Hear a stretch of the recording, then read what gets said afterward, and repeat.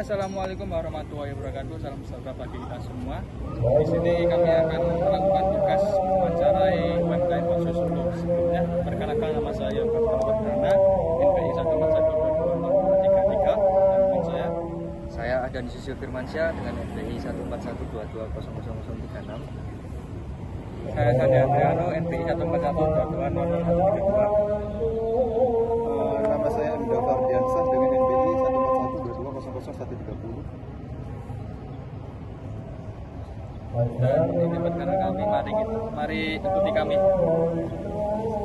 Sejak kapan usaha ini berdiri dan siapa pemilik warung bakso ini? Sejak 2016 kita berdiri warung bakso ini, warung bakso dan mie ayam. Kalau pemiliknya, ownernya kebetulan alhamdulillah kami berdua, suami istri. Untuk namanya sendiri? Untuk namanya sendiri kami pilih karena untuk menyingkat dari kata goyang lidah. Kita ambil dari dua kata itu, poli. Ya. Kalau goyang lidah kan banyak yang pakai nama kayak gitu.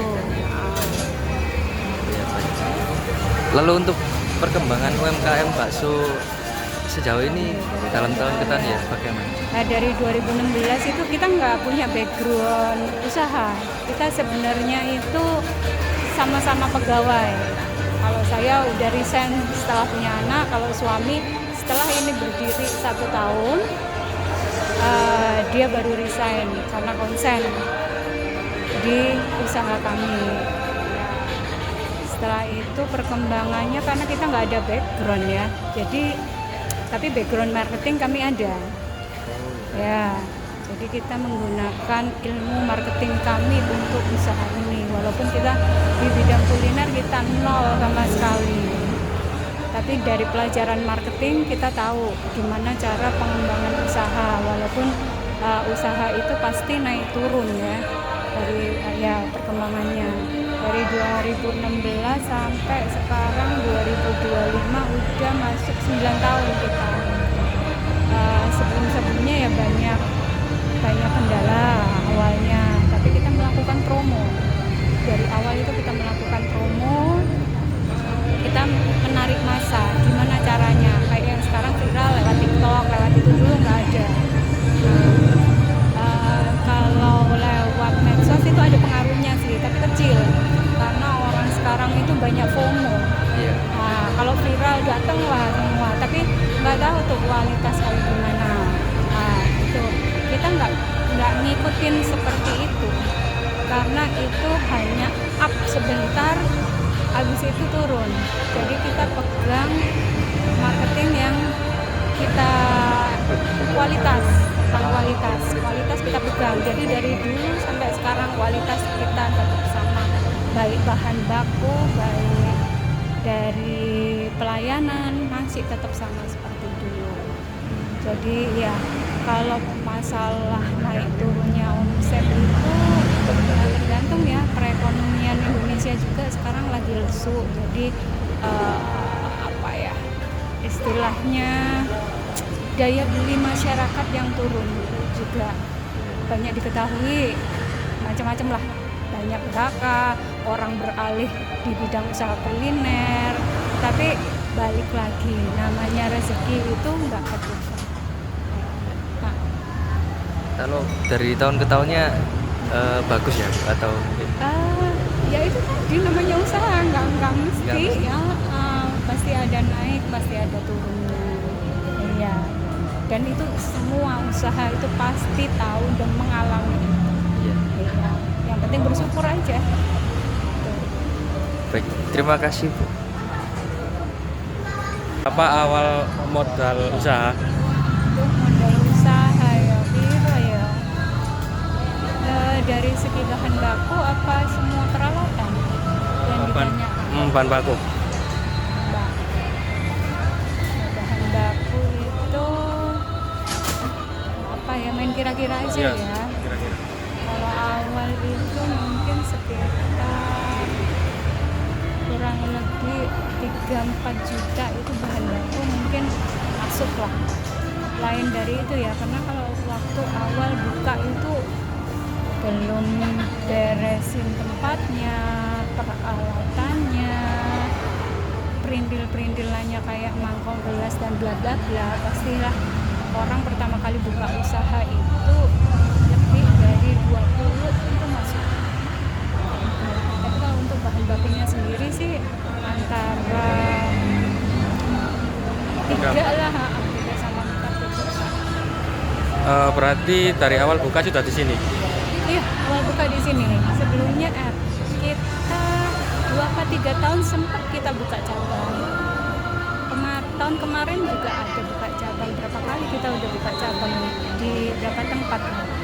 Di Ngagerejo, terakhir di Pandigiling, ada di Jalan Manyar, ada di Ketintang. Kita udah pernah itu. Cuman ya biaya sewa juga mahal, karyawan juga, dan ya itu tadi naiknya omset. Wah, ini nggak bisa diterusin nih. Makanya itu kita mundur, nggak bisa nerusin untuk sewanya juga bisa, pengaruhnya itu banyak lah, macam-macam. Kalau untuk penghasilan penjualan bakso selama sehari Rata-rata tidak bisa jauh. ini rata-rata Oh, iya, harusnya rata-rata. ya. Kalau dibilang sehari kayak kemarin itu omset kotornya itu sekitar 2,5, belum bersih ya. Kemarinnya lagi ada turun 2 juta, jadi nggak bisa di ini, kurang lebih kalau rata-rata 2 juta lah. Ya, terima kasih ya, Bu. Apakah Anda memproduksi baksonya sendiri atau membeli dari supplier? Alhamdulillah bikin sendiri. Jadi kita tiap hari, masnya kalau mau dolan ke sini boleh, mau lihat langsung pembuatan baksonya. Tapi kalau bahan baku mie itu kita beli, tapi home industry, temennya suami yang bikin. Tapi kalau yang lain-lainnya kita bikin sendiri, karena kita ya itu tadi, kita pegang kualitas. Kita kasih makan orang itu nggak boleh yang macam-macam, kualitas itu harus kita pegang, karena pertanggungjawabannya nanti kita sama yang di atas pastinya. Kita nggak boleh macam-macam, kasih bahan macam-macam yang awet sampai lama, itu akan berpengaruh sekali sama pertanggungjawaban kita, apalagi anak-anak kita juga makan. Nah itu ya, mungkin kalau orang yang ini kan, oh kasih pengawet nih supaya kalau nggak laku bisa dijual lagi. Kita enggak, kita tiap hari mesti bikin, jadi ada sisa tetap kita bikin, sisa dikeluarin dulu, nah baru juga keluar, gitu terus jadinya. Jadi tiap hari kita selalu fresh. Itu juga dengan bahan baku mie ayamnya. Kita mie ayamnya kan toppingnya macam-macam. Masnya udah nyoba belum? Udah pernah makan di sini belum? Sudah pernah. Nah, untuk mie ayam kan toppingnya macam-macam. Ada yang bulgogi, ada yang teriyaki, jamur, ada yang biasa. Nah, begitu juga baksonya. Jadi kita macam-macam. Jadi kenapa kita pilih banyak topping? Karena orang kan yang standar, oh ini, nah kita ikutin, dan kita tiap topping itu kita pantau apakah topping ini laku nggak. Nah dulu pernah kita pakai mie ayam yang pakai babat gongso, ternyata peminatnya dikit nih, kita alih lagi. Kebetulan bukan saya sih yang masak, suami lagi yang masak, karena dia lebih mahir masak daripada saya. Jadi orang usaha itu nggak monoton itu terus aja, enggak. Kita harus inovasi, karena juga persaingan bisnis apalagi kuliner sangat ketat sekali, apalagi pengaruh di medsos. Tapi kita medsos lewat lah, yang penting kita usaha, rezeki yang atur yang di atas. Untuk pertanyaan selanjutnya, apa inovasi yang Anda lakukan untuk membuat bakso ini dapat menarik lebih banyak pelanggan? Ya, seperti yang saya ceritakan tadi, kita bakso memang orang berlomba-lomba berinovasi karena konsumen itu tadi dibalik lagi, orang itu FOMO. Oh ini viral, ini ada macamnya, topping ini bla bla bla bla gitu. Kita juga ngikutin, tapi sesuai nggak dengan apa ya, karakter orang konsumen, benar yang hanya cuman FOMO doang gitu ya. Jadi kita yang inilah kita lihat, kita pantau dari tiap hari itu apa orang cenderungnya suka yang ini, oh ya udah kita terusin ini. Terus kita habis itu ada yang lagi viral, misalnya ada chili oil nih, kayak apa sih chili oil, oh iya oke bisa masuk, berarti kita pakai menu itu. Ya cuma kayak gitu aja lah, kita harus pinter-pinter apa konsumen sukanya apa ya, lagi sekarang lagi disenengin. Iya.